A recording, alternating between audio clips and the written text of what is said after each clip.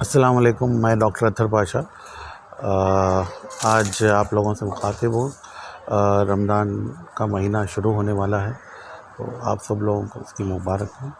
और कैसे हम रमज़ान में अपनी शुगर और ब्लड प्रेशर को कंट्रोल में रखें, और कौन ऐसे पेशेंट है जिनसे काफ़ी ज़्यादा उनको एहतियात करना है रोज़ों के टाइम पे, और ऐसे और कौन पेशेंट है जिनको रोज़ा नहीं रहना है। ये सब मालूमात मैं आज आप लोगों को दूंगा। ये तफसील बताने से पहले जो अभी हालात है फ़िलवक़्त पूरी दुनिया भर में, ये जो वबा की वजह से कि काफ़ी ज़्यादा लोग जो है घरों में क़ैद है, और जिस वजह से उनकी शुगर बढ़ी हुई है और उनका वज़न भी बढ़ रहा है, तो उनके लिए काफ़ी चैलेंजिंग हो रहा है अपनी शुगर को कंट्रोल करना। तो ऐसे सूरत हाल में किस तरीके से आप रमज़ान में अपना ख़्याल रखें और क्या आपकी डाइट रखें, और कौन रोज़ा रहने के काबिल नहीं है, ये मैं आपको अभी बोलूँगा। सबसे पहले जो पेशेंट्स पहले से जो जानते हैं कि रोज़े के दौरान किस तरीके से मेडिसिन्स खाएं, तो उन लोगों को ज़्यादा मुश्किल नहीं होगी बनिस्बत के वो पेशेंट जो पहले टैबलेट्स पे थे अब इंसुलिन पे आ गए हैं, या फिर कोई नए पेशेंट्स जो डायबिटीज़ के शिकार मर्ज़ हो गए हैं, या डायबिटीज़ के अलावा पेशेंट्स जिनको ब्लड प्रेशर की भी शिकायत है। तो ऐसे पेशेंट्स को कन्फ्यूजन काफ़ी ज़्यादा रहता है कि वो किस तरीके से अपने मेडिसिन्स लें, और दवा टाइम पे जो डोज़ है वही डोज़ लें या थोड़ा सा कम डोज़ लें। लॉकडाउन की वजह से काफ़ी ज़्यादा लेबॉरेटरीज़ बंद हो चुकी हैं, जिसके वजह से ये अंदाज़ा लगाना ज़रा मुश्किल हो रहा है कि पेशेंट्स की प्रीवियस शुगर, जिसको हम HbA1c ये टेस्ट से हम जो है उसकी जांच करते हैं, और उससे पता चलता कि शुगर पेशेंट की कैसी है।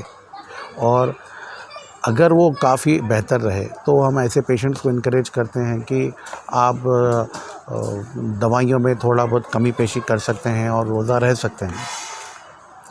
लेकिन अब क्योंकि ये लॉकडाउन की वजह से ये टेस्ट का होना ज़रा मुश्किल हो रहा है, तो इसके वजह मैं लोगों से यही रिकमेंड करूँगा कि पिछले जो भी लोग जो पिछले 3 महीने में किसी भी शिकायत की वजह से, अगर शुगर की वजह से उनको शरीक होना पड़ा, जैसे कि अगर उनकी शुगर बढ़कर बॉडी में एसिड ज़्यादा तैयार हो गया, या फिर ऐसे पेशेंट्स जिनके जो है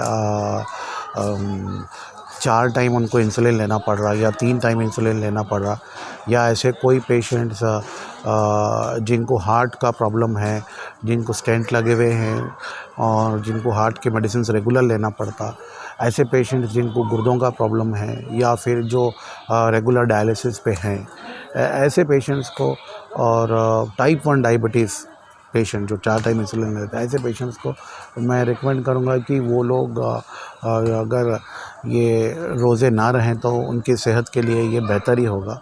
और क्योंकि ये गर्मियों का मौसम है अभी, और रमज़ान ये गर्मियों में आया है, तो काफ़ी ज़्यादा उसका इम्पैक्ट हो सकता है।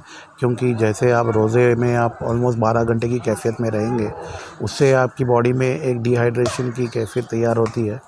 उसके अलावा ये टेम्परेचर जो है फ़िलवक़्त, उसका भी इम्पैक्ट और डबल हो सकता है, जिसे हम कई पेशेंट्स हम दवाखाने में देखते हैं, जो कुछ लोग ज़िद से रोज़ा रहते हैं और ये सब प्रॉब्लम्स रख लेकर, तो कई लोगों को जो है हार्ट अटैक्स या फिर जो है आपके स्ट्रोक के प्रॉब्लम्स होते हैं। तो ये चीज़ों को मैं कहूँगा कि अवॉइड करने के लिए आप और भी कई तरीक़े से नेकियां कमा सकते हैं रमज़ान के महीने में। तो आप जो है इस दौरान में जिनको ऐसे प्रॉब्लम्स है वो रोज़े एक्चुअली ना रहें। और जो पेशेंट्स की शुगर काफ़ी अच्छी नॉर्मल रह रही है, और उन लोगों से मैं ये कहूँगा कि जो टैबलेट, अगर समझिए वो 2 टाइम टैबलेट ले रहे हैं, तो वो कोशिश करें कि इफ़्तार के वक़्त वो 1 टैबलेट ले लें। अगर जैसे उनका HbA1c अगर काफ़ी अच्छा है पिछले 3 से 6 महीने का, तो सहर में मेडिसिन ही ना लें। अगर किसी का A1c 7 के ऊपर रह रहा है, तो वो जो डोज़ ले रहे हैं 2 टाइम में, उसका आधा डोज़ आप सहर में लें और इफ़्तार में 1 डोज़ लें। कुछ पेशेंट्स दिन में एक टाइम के इंसुलिन पे रहते हैं, वो लोग इंसुलिन इफ्तार के बाद भी ले सकते हैं। और कुछ पेशेंट्स जो है 2 टाइम इंसुलिन पे रहते हैं, तो उनको ये बोल सकता हूँ कि वो एक टाइम जो इंसुलिन पे है, जो खाने से पहले वाला है, तो वो एक टाइम से इफ्तार में ले लें। शहर में आप टैबलेट का जो है आप टैबलेट लें। ऐसी दवाएँ और आप अवॉइड करें जिनसे एसिडिटी बढ़ती है शुगर की, और या फिर उनका डोज़ आप कम करने की कोशिश करें। इसके अलावा कुछ ब्लड प्रेशर के मेडिसिन्स रहते हैं जिसकी वजह से बॉडी में डिहाइड्रेशन हो सकता, वो टैबलेट्स को आप सहर के टाइम इस्तेमाल करना अवॉइड करिए। और वैसे मेडिसिन्स को आप इफ्तार में लीजिए। खून पतला करने की दवाइयों को मिस मत करिए, वो बराबर रेगुलर लेते रहिए। ये आपके दवाइयों के हद तक है। उसके अलावा आपकी एक्सरसाइज़ जो है, एक्सरसाइज़ में मैं ये कहूँगा कि आप रमज़ान में एक्सरसाइज अवॉइड ही करेंगे तो बेटर रहेगा। बस सही टाइम जो आपका अगर वॉक का रहेगा तो वो इफ्तार के 2 घंटे के बाद ही आप वॉक करेंगे तो वो आपके लिए बेहतर रहेगा। कुछ लोग और ये भी करते हैं कि असर पड़ने के बाद मगरिब से पहले वो लोग थोड़ा सा रेस्ट ले लेना चाहते हैं या सोने चले जाते हैं। वो चीज़ को आप अवॉइड करिए। You try to be alert, आप अलर्ट रहने की कोशिश करिए, क्योंकि जो लोग सोने चले जाते हैं तो उनको अगर हाइपोग्लाइसीमिया जैसा लो शुगर की कोई अगर शिकायत हो रही है तो वो पता नहीं चलती। तो इसके वजह से वो सोने के लिए भी आप अवॉइड करिए। डाइट के हद तक जो है आपके डायबिटिक पेशेंट्स के लिए ख़ास कर ये कहूँगा कि आप जो हैं आपकी डाइट में कार्बोहाइड्रेट जो इसे हम कहते हैं वो चीज़ 2 टाइप से रहते हैं, कॉम्प्लेक्स और सिंपल कार्बोहाइड्रेट। तो आप सिंपल कार्बोहाइड्रेट का इस्तेमाल जो है आप इफ्तार में करिए और कॉम्प्लेक्स कार्बोहाइड्रेट सहर में करिए। तो सिंपल कार्बोहाइड्रेट क्या रहते हैं और कॉम्प्लेक्स क्या रहता है।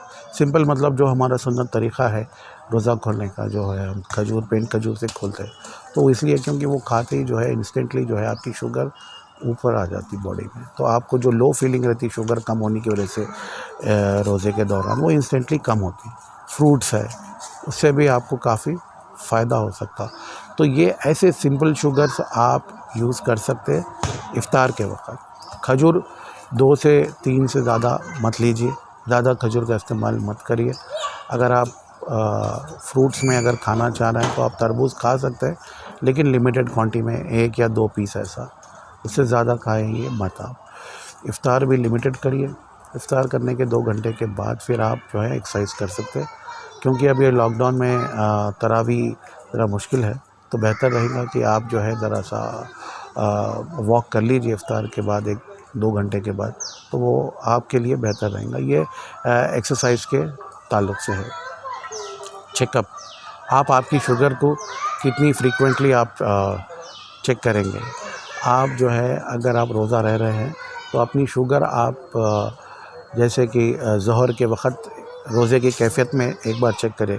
कई लोग बोलते हैं कि रोज़े की कैफ़ियत में शुगर चेक करना चाहिए, रोज़ा मकरूह हो जाता, लेकिन वैसा नहीं है। आप अगर रोज़ा चेक करेंगे तो आप अपनी सेहत का भी सही ख्याल रख सकते हैं। तो अपने टेस्ट आप बराबर करिए रोज़े के दौरान भी, और रोज़े में ज़ोहर के वक़्त और असर से पहले उस वक़्त आप चेक करने की कोशिश करिए, या असर के दौरान। तो उस वक़्त शुगर अगर कम हो रही है तो वो आप अपने डॉक्टर को इन्फॉर्म करिए। इफ्तार के 2 घंटे के बाद भी शुगर चेक करिए। तो ये रीडिंग्स आप अपने डॉक्टर को बता सकते हैं अगर इसमें कुछ भी वेरिएशंस आ रहे थे। फिर से एक बार मैं आपको फिर यही कहूँगा कि अब क्योंकि ये रोज़े में काफ़ी लोग जज्बात में आकर ऐसे क़दम उठाते हैं कि तबीयत सही भी ना हो तो भी वो लोग जो है रोज़े रहते हैं। तो ये चीज़ से मैं सख्त मना करूँगा। तो आप अपने डॉक्टर से कंसल्ट करिए, और अगर आपके डॉक्टर ऑलरेडी आपको पिछले अगर रमज़ान के वक़्त बताएं कि आप नहीं रह सकते, तो बराए करम इस वक्त भी आप मत रहिए, वरना शुगर एकदम लो होने के या हाई होने के चांसेस काफ़ी ज़्यादा हो सकते हैं। 2-3 कॉम्प्लिकेशंस जो मेजर है उसमें वो यही है कि शुगर के दौरान आपके रोज़े के दौरान आपकी शुगर एकदम कम भी हो सकती है, या शुगर आपकी एकदम से बढ़ भी सकती है, या फिर इतनी ज़्यादा भी बढ़ सकती है जिससे बॉडी में आपके एसिड तैयार हो सकता है। कुछ लोगों को जो है किडनीज़ पे इफ़ेक्ट हो सकता है, उनके किडनीज़ पे काफ़ी इफ़ेक्ट होकर हम देखें कई रमज़ान में लोगों को डायलिसिस की ज़रूरत पड़ी है। कई लोगों को हमने देखा है कि स्ट्रोक का प्रॉब्लम हुआ, कई लोगों को हार्ट अटैक्स हुए हैं। तो आप जो है अपने डॉक्टर से सहमति लेने के पहले आप कोई ऐसा कदम ना उठाएं। Take care. अल्लाह हाफ़िज़।